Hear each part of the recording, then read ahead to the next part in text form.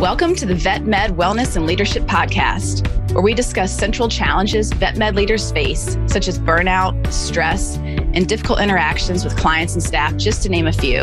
In each episode, you will hear about actionable solutions that you can apply to your practice and invitations to connect with fellow leaders who are passionate about improving the wellness of the vet med profession. By subscribing, liking, commenting, or sharing this podcast, you are helping more veterinary professionals find the resources shared in these episodes.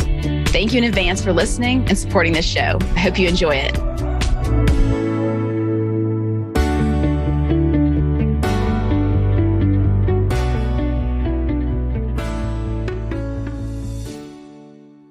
Hey everybody, Crystal here, and today we are meeting with Sabrina Beck. Now, she's been in the veterinary profession for over 20 years, and she's seen it all. She's been in the ICU, critical care, day practice, and even eye specialty. And in the past 5 years as a practice manager, she has essentially seen enough and experienced enough that she has put together her own consulting practice called Blue Poodle Consulting, where she advises teams of practice managers on how to build healthy and happy teams. And that's what we're going to be talking about today. And Sabrina, to kick things off, how about if you tell us a little bit about your pets, because I'm dying to know. Well, my pets are my life. So, right now I have kind of a menagerie. I've got my 3 standard poodles who are my everyday breath to my life, my happiness. But I also have 3 cats. I've got a horse, 2 mini donkeys, a pig, and a bunch of chickens. And where are you located? I'm in, actually, ironically, Orlando, Florida, which nobody thinks you can have a farm, but it's on the very far side of it. So we actually have a little bit of land, and so I can have all my critters. I grew up on a farm, so I could never, even though I had to live in an apartment for a while, and then in a neighborhood, I finally got to live my dream and be back to where I have a little bit of land. So they are my life, my everything. And I do agility and everything with my dogs. So they really are every day. We get up, we train, we have fun. And yeah, so they are my everything. I'm moving in. That sounds pretty awesome. It's pretty great. It's pretty great. And here's, I can see some inspiration behind the name of your consulting with Blue Poodle Consulting. So I'm sure we'll talk a little more about that today, obviously, yes, why we're here. So let's talk about your professional journey and how you got to the point of being able to feel that you've acquired enough knowledge to start consulting and mentoring others. Tell us a little bit about your journey. Well, my journey started, I was one of those kids who classically just loved animals. I knew I wanted to do something with animals, and what that would look like, I have no idea, because it was before I knew technicians were a thing. It was before I knew anything about the industry. I just thought you had to be a vet. And, I was told a lot that, no, you can't be a vet, you're not going to make it in a vet school, things like that. So I explored other ways to be involved with animals. So I went from, working at stables to working in training facilities and kennels until I finally got into a reception position at a clinic. And I'm often asked, what was the most influential part of your journey? And it's really that, being a receptionist, getting my foot in the door, and the amount that you learn as a receptionist is insane. If you embrace it and you don't think of it as just a job or just a receptionist, like so many people say, it can change your whole journey. So that prompted me to go to tech school because I learned what a tech was. I learned, that's what they do. They let me help. And so it made me go to school. And then from school, everything else just kind of, it manifested itself. So I was in emergency, and then I got to be in the ICU up at the university, which is a whole experience in and of itself, and everything, there was always a reason for me moving or changing, which was always a side note, but I always made sure that I progressed in some way. No matter what position, it was a step up. It was never a lateral move.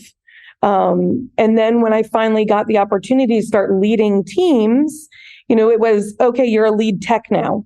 And then it was, oh, well, you're a lead tech, but we also don't have a practice manager. So you're doing both.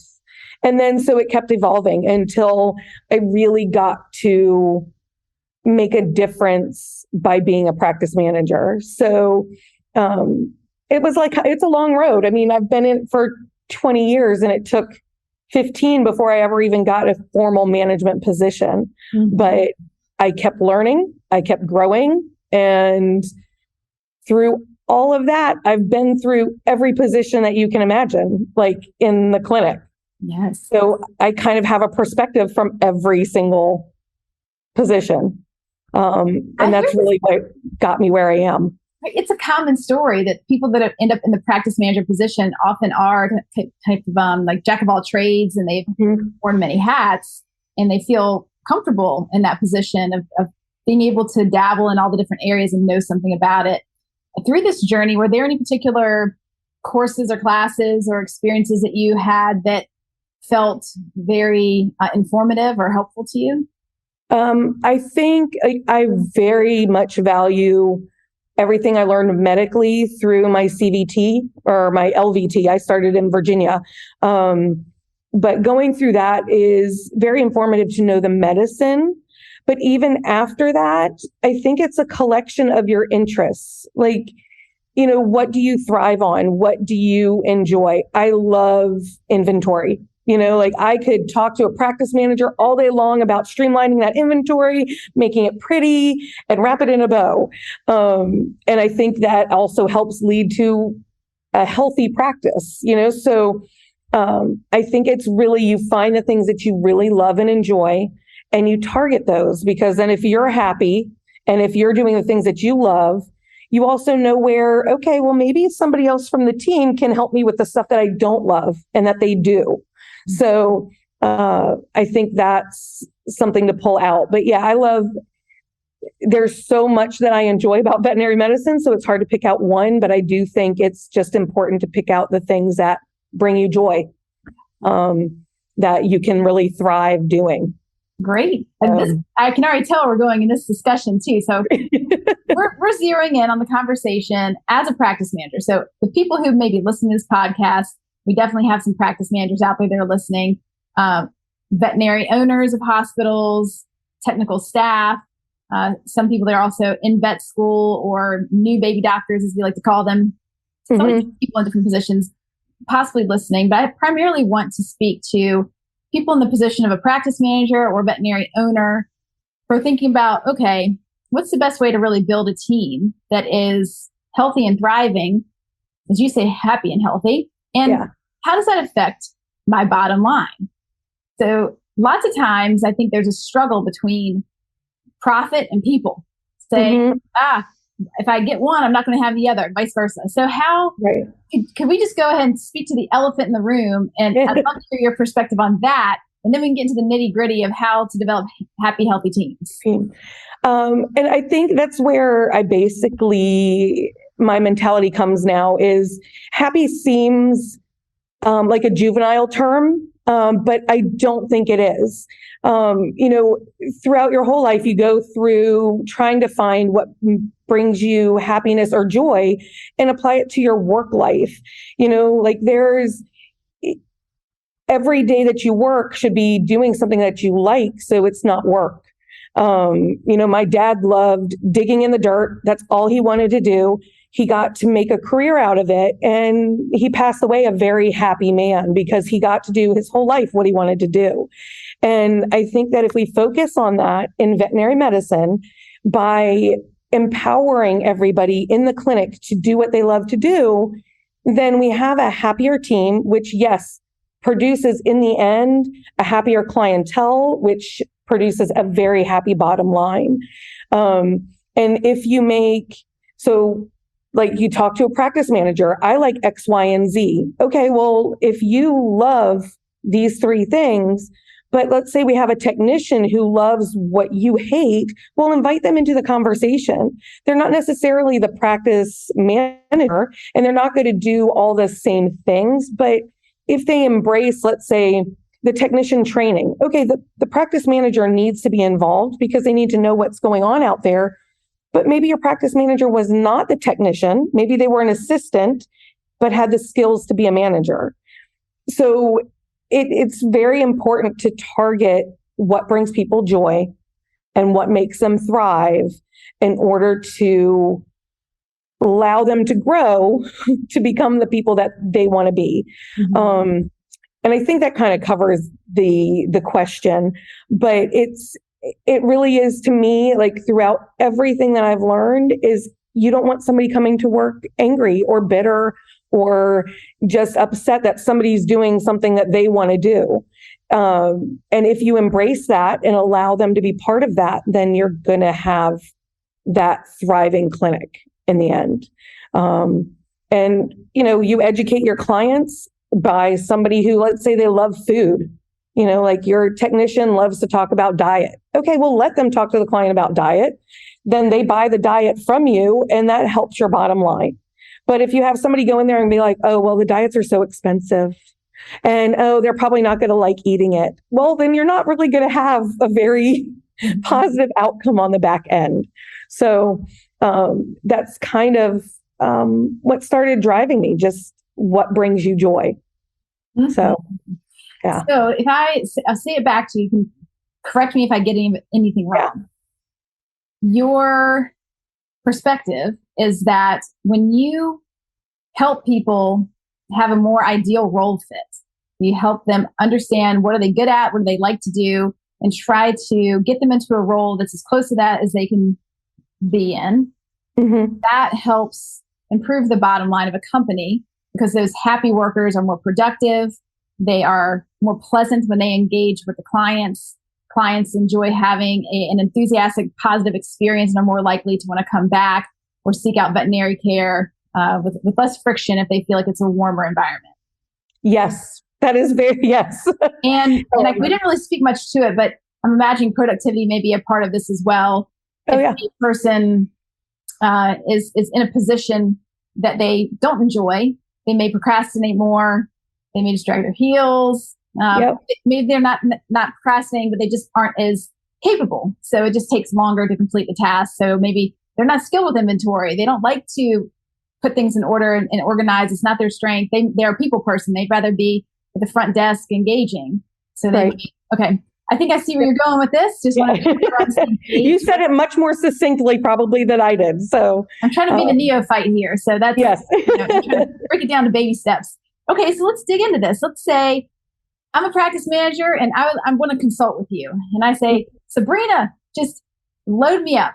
Start me in the process. If you want to walk me through it, how would you try to help me understand where to start with my team? I'll paint a picture for you. Let's say I'm in a practice where, let's say we have the finances to make some changes. So I have a little bit of wiggle room. We're a bit short-staffed, though. That's a problem everywhere. Mm-hmm. And I'm noticing that my team is pretty stressed out. I just don't even know where to really start or how to have these conversations. I just kind of put people wherever I thought I needed them when I was hiring. And so a couple techs, a couple of receptionists, and our doctors, of course, some assists, some people in the kennel. But I'm kind of just getting through the day. I don't know where to start. Help me. So I always want to look at the big picture. Okay, so you have, 2 receptionists, how many receptionists do you have, and how much technical staff do you have? Do you differentiate between the assistants and your licensed technicians or your credentialed technicians? And when you say that you're short-staffed, what does that mean to you? What's happening? So are you not, or is your team not fulfilling their duties on time? So everybody is leaving at 7 when it should be 5. Are you not seeing enough patients in the day? So, you have a schedule that allows for 25, but you're seeing 20 and you're feeling the heat.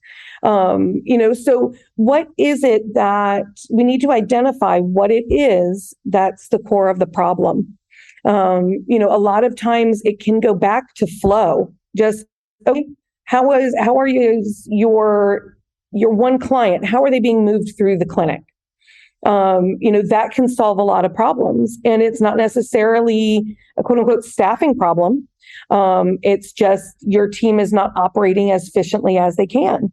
Mm-hmm. And then, or maybe it's, okay, well, your team is not trained properly to handle X, Y, and Z. So, you have an abscess come in the door. Well, your core team members don't understand how to prep and get that patient ready for the doctor to come do what they need to do. And then it's a training issue.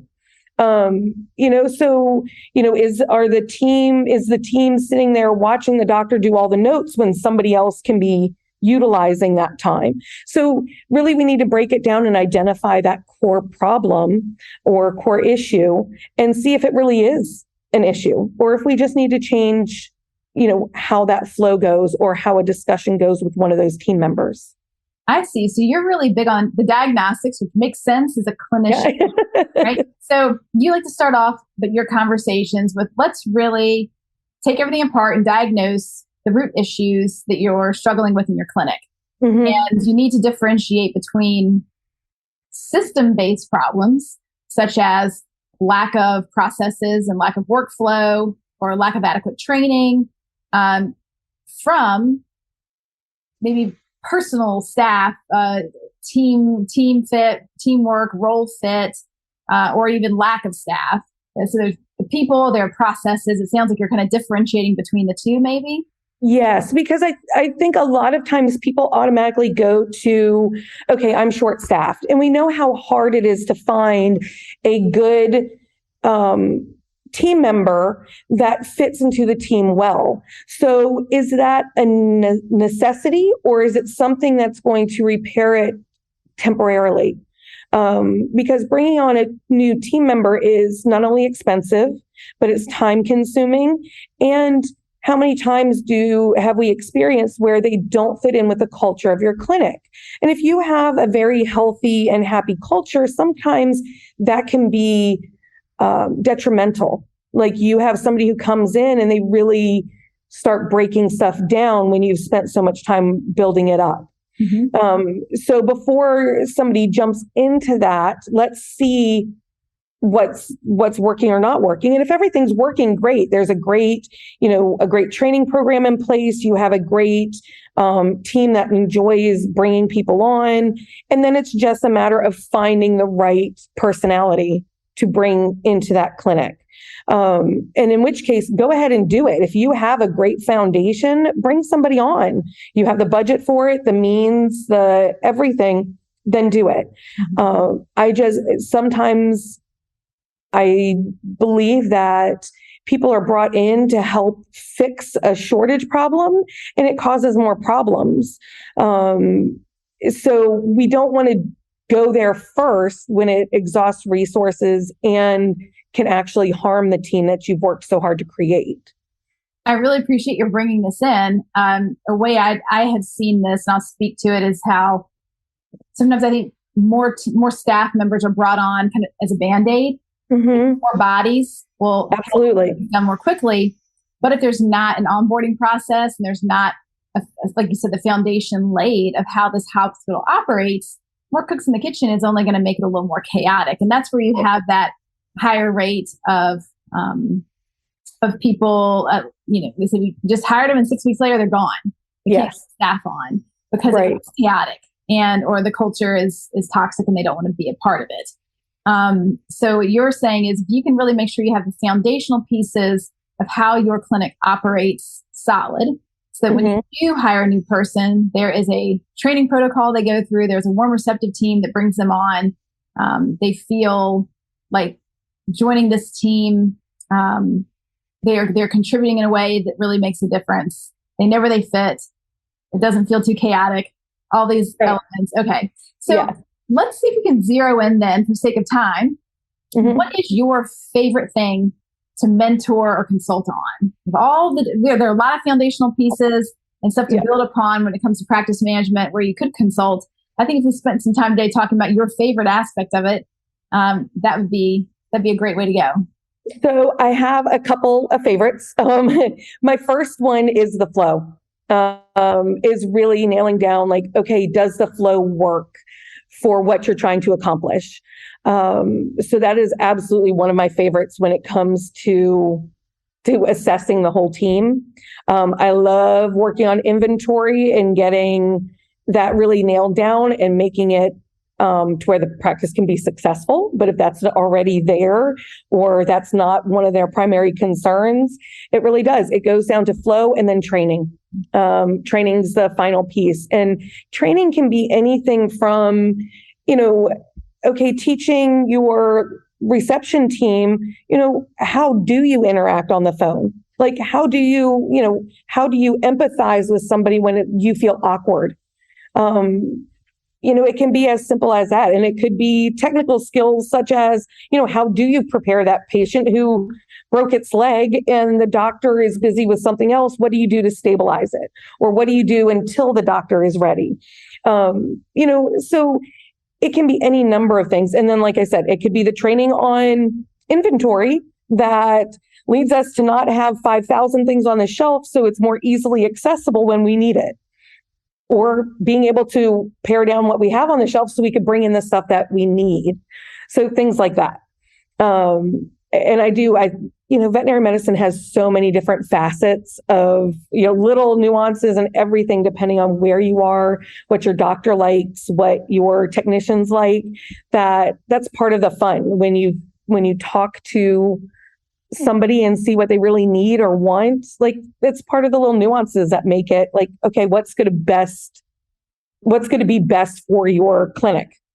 So, yeah. How do you balance the side of your work as a practice manager where you just have to be in get it done mode? So you are, making calls online, doing payroll, all the behind the scenes work, and then carving out the time for sitting down with people, having those one-on-one conversations, helping create the ideal role fit or discover what sort of things they may need extra training in. How do you balance those? Do you have like a weekly schedule when you meet with people or team meetings? How have you developed that in your practice? And maybe you could tell us a little more like just the size of your practice and just those who are listening that may relate to this. So I've had several different sizes of practices. So right now it's small practice, one doctor. But we are building, one doctor and then 3 nursing staff, 2 assistants, and one that's going to be a doctor. They're taking their NAVLE later. And then reception. And really, I rely on my systems to get me through. Whether they be, yes, I do have checklists that, Monday morning, I do X, Y, and Z. I love checking off boxes. And then, the week is formulated differently. Like from there, I know the stuff that I have to get done and it's on a check system, but I make the time to step out of, that management mode to engage with the team and make sure that everybody is happy and healthy. And then I can go back to what else I need. And it does free up a lot of time. I know that sounds crazy, but it does allow for, okay, you get everything you have to get done, and then it allows you to take on the other things. My personal life versus my work life is I like to do. I'm a doer. I enjoy being out there and doing things. So there's not a lot of dull moments. There's not a lot of sitting on the couch watching TV. So it's the way I choose to live my life. That's what I find fulfilling. So, but I think there's a lot of systems, a lot of checks and balances, and it allows for freedom to do the things that you want or need to do that are outside of what has to get done. Well said. I love this perspective. Do you have any stories where you have seen, I always think about how people are informed of their style of consulting. And usually we've had experiences of things that didn't go so well. Like I've seen management that did not work out. Can you tell us a story of something maybe you've seen that has not worked, or any kind of redemption stories where something has been turned around and how that happened? Well, the clinic that I was previously in is a a not so successful story. I was kind of brought on for about a year to try to help refine their team and all of that, because they were having a very hard time just figuring out the systems that worked. Now, some of the systems worked out great. Like we were able to establish, their technical staff and how to best utilize their time. And we got that system under control, and it was fantastic. Everybody came out of it going, well, they were skeptical at first, very happy in the end.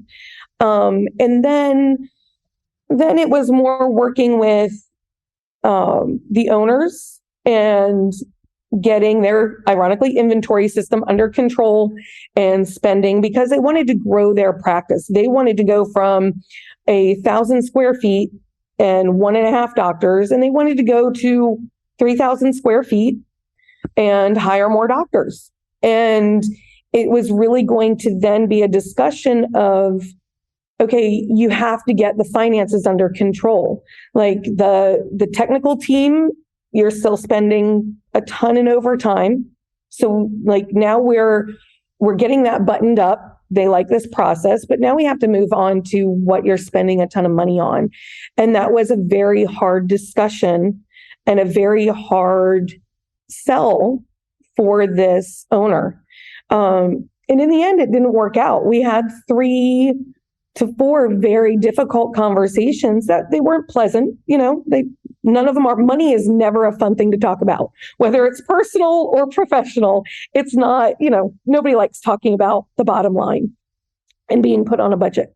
But in the end, they didn't want to change what they were doing enough to where I could help them. And we had to kind of part ways. It's like, okay, well, then I wish you the best luck. And they wished me the best luck. But our styles weren't going to mesh, and the objectives weren't going to mesh. So now they're going to move forward with what they're doing. And I do wish them the best.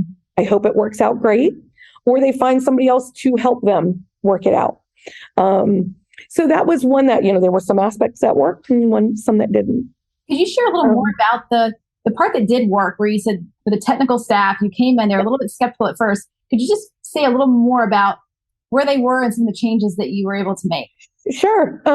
So they started with, nobody really knew what they were doing. It was just everybody kind of, okay, somebody went and pulled an appointment, but they didn't want to see that appointment, so they weren't going to do that one. And it was just kind of a free-for-all. Like some people would start notes and then some wouldn't.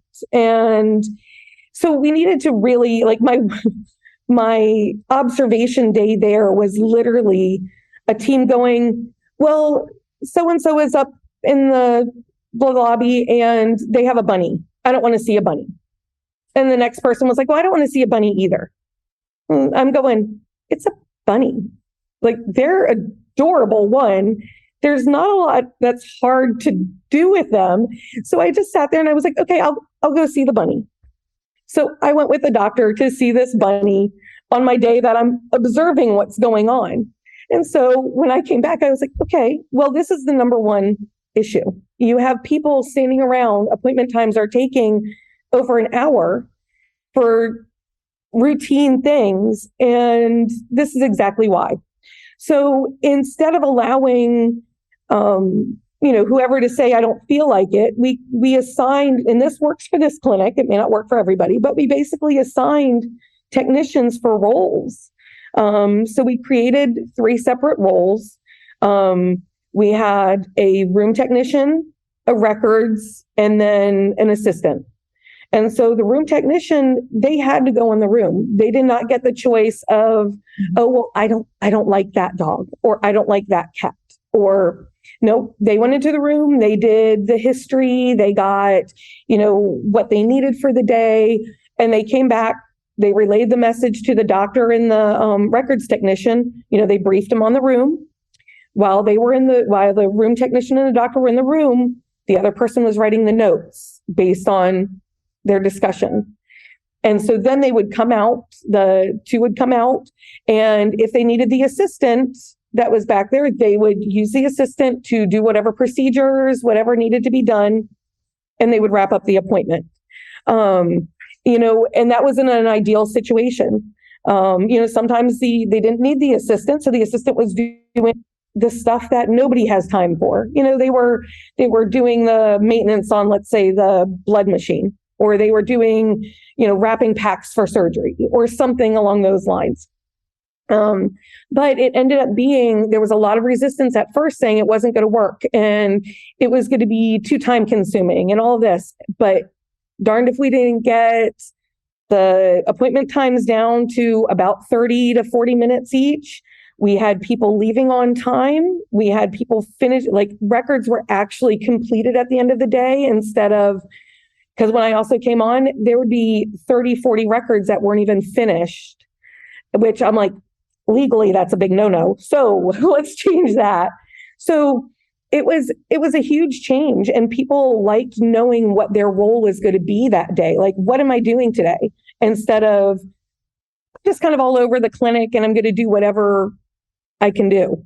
Because in 1,000 square feet, when somebody doesn't have a directive, it gets chaotic fast. So that's a great example. I mean, yeah, for sure. Just with animals, we love structure. Structure can a certain amount of it does help tame down the chaos. So that's a good example. We are coming up on time. Okay. Was there another example that you wanted to share as we bring things to a close? No, that's okay. Like, that's one of my proudest ones because there was a lot of resistance at first. And like I said, like not every clinic would thrive being assigned a position necessarily, but it really worked for this one. And so I was really proud of the outcome and the benefits we saw behind it. Yes. So, yeah. I really like that example too, because I think that many people who listen to this podcast are coming to it from a position of, I'm seeking solutions. I'm stressed out. It's hard being a practice manager or a practice owner or a veterinarian, and listening to podcasts like this and hearing, here's an example of somebody who stepped into a situation that's very difficult and had some ideas and tried implementing it and had pushback and had resistance, and they worked through it. And the outcome was they actually ended up with a system that worked better. Yeah. There's some degree of release. The one nice thing that everybody should remember too is that we set it in place. I was like 21 days. It makes a habit. If at the end of 21 days, everybody was supposed to make notes on what they thought. At the end of the 21 days, if it didn't work, we were to revisit and see what did or didn't work. And we would change it. At the end of those 21 days, we made a couple of changes to some people's responsibilities, like the assistant did this instead of that, or something like that. And it was great moving forward. So, it's one of those things to remember. Just tell everybody who's resistant to change, it's for 21 days. If you don't like it at the end of 21 days and you've already made it a habit, then, or I gave it 30 days, but after 21 days, we talked about it. But after that, it's a habit. You either like it or you don't like it. You make changes. It's not permanent if everybody doesn't like it. It's just a trial. Everybody can take 3 weeks out of their life to try something. So that's just something to keep in mind. Great way to frame it up. I would be more willing to try something if I knew it was temporary or an experiment. That would help me feel less resistant for sure. That's a great way to go about it. Yeah. So tell people more about your consulting practice. What types of people should reach out to you? What kind of problems do you like to solve? And what's the best way for them to find you? Well, anybody. I am open to anything. If I can't help or if I don't feel as secure, I know people who can. I would say anybody can reach out. Anybody who has an issue should reach out, because even if I haven't solved the problem, I can at least help them think of ideas to help them. Or like I said, there's plenty of resources. There's plenty of people who can help them, who have, let's say, the P&L. I may not have as much experience as somebody who's done, a $5 million practice, where I've done $2 million practices. Okay, that's fine. But anybody who needs help, anybody who's going, I feel like I'm drowning, I just need help with this one thing. Okay, then let's make a difference with that one thing and make you not hate that one thing. So whatever it is. And then as far as how to reach out to me, I do have, I think you get to post it too on your, on the link, but sbeck at bluepoodleconsulting.com. I have a Facebook page, which is Blue Poodle Consulting. I tried to keep it as simple as possible. But yeah, reach out to me. Like I said, I'm on Facebook a lot and in some of the management groups and things like that to help where I can too. So, excellent, yeah. Sabrina. So for those of you listening, I would also say, if you like to work with someone who is very warm, very people oriented, sees the big picture of life, why we're here to live it, but is also very practical, systems oriented, boots on the ground type. If that's appealing to you, I think Sabrina is your gal. Go to her, talk to her. I found she's just so warm and receptive. All the conversations we've had, I think from a management standpoint, the way you're able to take time for your people while still getting all the processes done is really a gift that you have. And I appreciate you being on today and just sharing some of your stories with us and giving us some ideas for how we can apply these to our practices. Thanks for being on, Sabrina. Thank you. Well, thank you for having me, because I've been very excited to do this, and I'm very, very fortunate to have met you, and I really appreciate doing this. Same. It's good to have a fellow out there in the field. We're all together going in the same direction. That's right. All right. Thanks, Sabrina. Thank you. Thank you for joining me today. I hope that you feel stoked after listening to this episode. And as always, I would love to hear your comments and feedback. Is there a topic that you want to know more about? Please let me know. And thank you again for subscribing and sharing your favorite episodes with others. It really means a lot.